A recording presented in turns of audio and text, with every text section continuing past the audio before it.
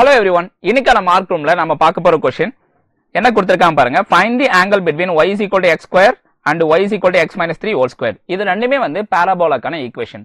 ஓவராலா ரெண்டு பாராபோலா இருக்கு. சரிங்களா? இது ஒரு பாராபோலா and இது ஒரு பாராபோலா. டயகிராம்ல நீங்க பார்க்கலாம். சரிங்களா? இந்த ரெண்டு பாராபோலாக்கு இடைப்பட்ட அந்த ஆங்கிள் என்ன அப்படிங்கறத கண்டுபிடிக்க சொல்றாங்க. ஓகே? சோ இப்போ இந்த ஃபர்ஸ்ட் பாராபோலாக்கான ஈக்குவேஷன் எடுத்து எழுதிக்கோங்க. அது வந்து ஈக்குவேஷன் 1 அப்படினு பேர் கொடுத்துருங்க.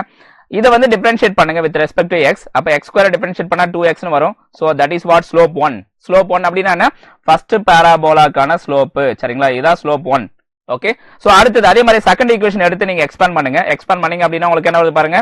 x - 3 whole square that is equal to x square minus 6x plus 9 அப்படினு வரும்.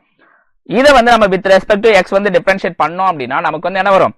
இந்த இரண்டாவது பாராபோலாக்கான ஸ்லோப் வந்து கிடைச்சிரும். ஸ்லோப் வந்து என்னன்றது கிடைச்சிரும். கிளியரா? சோ அந்த ஸ்லோப்பும் கண்டுபிடிச்சு வச்சுக்கோங்க.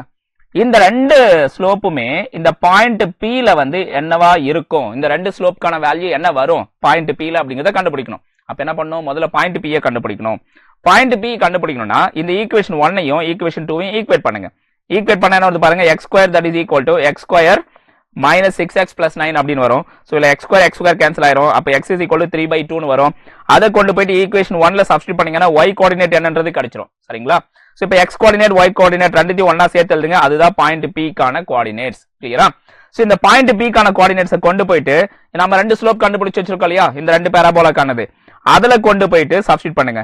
சரிங்களா? இப்போ ஈக்குவேஷன் 3 and 4 ல கொண்டு போயிட்டு சப்ஸ்டிட்யூட் பண்ணுங்க.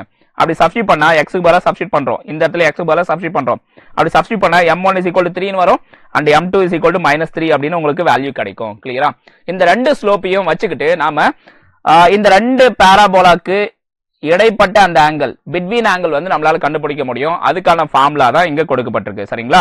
So tan θ = modulus of m1 minus m2 divided by 1 plus m1 m2. இதுல கொண்டு போயிட்டு ரெண்டு ஸ்லோப்கான வேல்யூவும் சப்ஸ்டிட்யூட் பண்ணுங்க.